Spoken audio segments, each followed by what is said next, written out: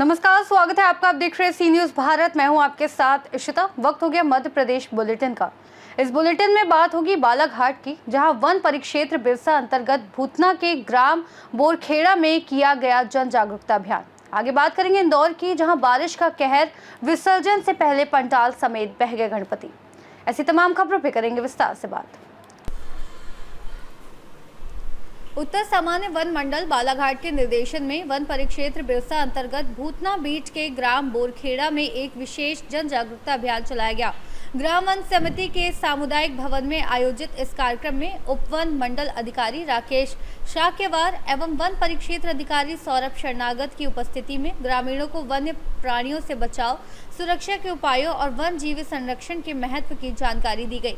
इस अवसर पर घनश्याम झगड़े की लोक संगीत मंडली द्वारा कर्मा शैला लोकगीतों के माध्यम से संदेश दिया गया, जिससे ग्रामीणों में जागरूकता के साथ साथ सांस्कृतिक जुड़ाव भी बना।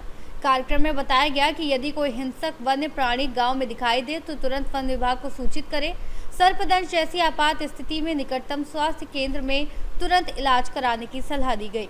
आपके परिचित अंतर्गत जन जागरूकता अभियान चलाया जा रहा है जी। ये कहाँ चलाया जा रहा है और क्या संदेश दिया जा रहा है? ये हमारे परिक्षेत्र अंतर्गत जिस क्षेत्र में बाघ, तेंदुआ या अन्य हिंसक प्राणियों का जो मूवमेंट ज़्यादा है, उन क्षेत्रों में ये कार्यक्रम चलाया जा रहा है, जिसके अंतर्गत ऐसे अगर बाघ, तेंदुआ, भालू या ऐसा कोई जानवर जो क्षति पहुंचा सकता है, वो अगर सामने आ जाए तो उस दौरान क्या क्या करना चाहिए और कैसे उनसे बचा जाए, इसके संबंध में जन जागरूकता फैलाई जा रही है।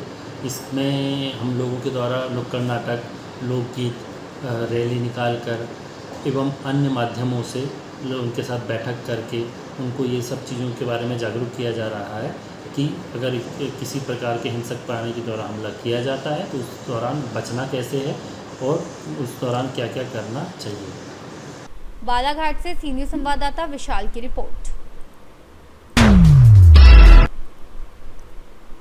मध्य प्रदेश के इंदौर में शनिवार को ही तेज बारिश ने भारी तबाही मचाई। कुछ ही घंटों की बारिश में शहर की सड़कें नदियों में बदल गई। हालात इतने बिगड़े कि द्वारिकापुरी इलाके में गणेश जी का पंडाल पानी की तेज धार में बह गया। जानकारी के मुताबिक अचानक बड़े पानी के बहाव ने पूरे पंडाल को अपनी चपेट में ले लिया। इसी दौरान वहां स्थापित गणेश प्रतिमा भी विसर्जन से पहले ही बह गई। प्रतिमा के साथ पंडाल और साउंड सिस्टम भी जलधारा में बहकर दूर तक चले गए। स्थानीय लोगों का कहना है कि तेज बारिश और जलभराव की वजह से कई घरों और दुकानों में भी पानी घुस गया है। निगम के इंतजामों की पोल इस बरसात ने एक बार फिर खोल दी है। इंदौर से सी न्यूज़ संवाददाता अंकित खरे की रिपोर्ट।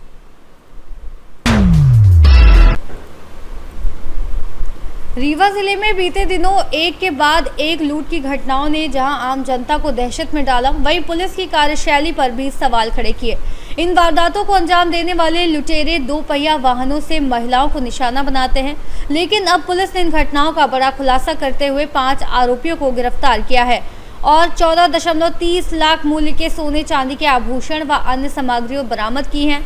इन वारदातों को अंजाम देने वाला मुख्य आरोपी रमजान खान बैकुंठपुर का रहने वाला है, जिसने पुलिस पूछताछ में जानकारी 2025 से अब तक 26 लूट की घटनाओं में शामिल होने की बात कबूली है। जैसा कि आप सभी को विदित है कि लगभग पिछले 10 दिनों के अंदर रीवा शहर के अंतर्गत एक बाइकर्स गैंग ने ताबड़तोड़ चेन स्नैचिंग के साथ साथ बैग स्नैचिंग की घटनाओं को अंजाम दिया।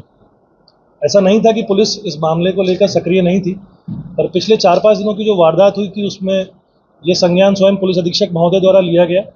मैंने भी डीआईजी साहब को बोला, उन्होंने भी एक अपनी टीम बनाई, जिसके अंतर्गत पुलिस ने रीवा शहर और उसके आसपास के सभी सीसीटीवी कैमरास, अपना पूरा मुखबिर तंत्र और हमारे जो थाना प्रभारी हैं चौराटा के, मनगावा के, समान थाने के, सिविल लाइंस के, कोतवाली के, इन सब के अथक परिश्रम से 5 दिन की मेहनत में हम लोगों ने इस बाइकर्स गैंग का पूरा रिकॉर्ड छाना और अल्टीमेटली हम इनको पकड़ने में सक्सेसफुल हुए, जिसमें एक व्यक्ति जो कि इनका मास्टरमाइंड था, उसको स्कूटी पे हमने अपने मुखबिर के माध्यम से और सीसीटीवी फुटेज के आधार पर गिरफ्तार किया। तत्पश्चात उससे सघन पूछताछ के बाद उसके अन्य मित्र पंकज साकेत, राजेश साकेत और सचिन सोनी, इनको भी पुलिस ने अभी गिरफ्तार किया है। एक व्यक्ति जो राजेश साकेत नाम का है, उसने इस वारदात में मशरूका को छुपाने में बहुत अहम भूमिका निभाई थी, तो पुलिस ने उनको भी आरोपी बनाया। कुल अभी तक 5 आरोपी गिरफ्तार हुए हैं। इनसे सघन पूछताछ के पश्चात इन्होंने सिर्फ रीवा की घटना ही नहीं बल्कि रीवा के आसपास के अन्य थाना क्षेत्रों जैसे बनगांव इत्यादि की भी कुल 26 चेन स्नैचिंग और बैग स्नैचिंग की घटनाओं को कबूला है। रीवा से सी न्यूज संवाददाता अर्जुन तिवारी की रिपोर्ट। श्रमजीवी पत्रकार संघ के जिला अध्यक्ष अभिषेक चिंटू सक्सेना के साथ प्रशासन द्वारा की जा रही कथित द्वेषपूर्ण कार्रवाई के विरोध में शनिवार को श्रमजीवी पत्रकार संघ ब्लॉक अकोदिया के पत्रकारों ने नायब तहसीलदार घनश्याम लोहार को मुख्यमंत्री के नाम ज्ञापन सौंपा। पत्रकारों ने ज्ञापन के माध्यम से स्पष्ट किया कि प्रशासन द्वारा पत्रकारों के साथ उचित व्यवहार नहीं किया जा रहा है, जिससे उनके सामने कई तरह की समस्याएं खड़ी हो रही हैं। उन्होंने मांग की कि पत्रकारों के हितों की रक्षा करते हुए उनकी सुरक्षा सुनिश्चित की जाए और संबंधित कर्मचारियों अधिकारियों के खिलाफ उचित कार्रवाई की जाए।